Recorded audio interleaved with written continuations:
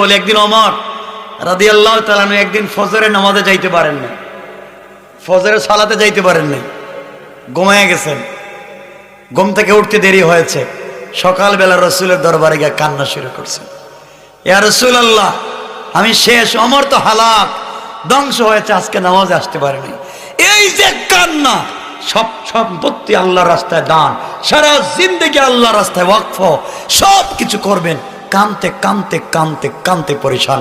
রসুল বলেন ওমর কান্দিস না। এইভাবে সারাদিন কানতে কানতে কানতে কানতে রাত্র হয়ে গেছে, আমার একদিনের ফজরের নামাজ কাজা হয়ে গেছে। রসুল বললেন আল্লাহ তোমাকে ধরবে না, আল্লাহ তোমাকে মাফ করে দিবে, আর তুমি আজকে যা দান খয়রাত করছো আল্লাহ রসুলে তোমাকে মাফ করে দিবে।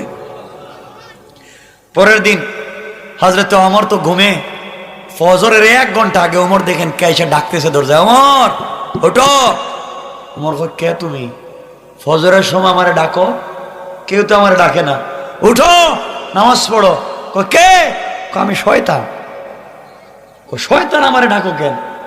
ভাই তাড়াতাড়ি পায়ে ধরে উঠে নামাজটা পড়ে নে, কালকে নামাজ না পড়াইয়া যে ভুলটা করছি, 1 ওয়াক্ত নামাজ গেছে আর কোটি কোটি বছরের সব লেখা আল্লাহ দিছে। আল্লাহু আকবার।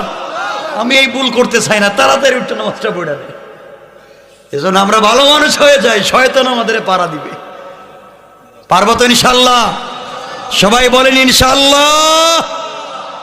11:30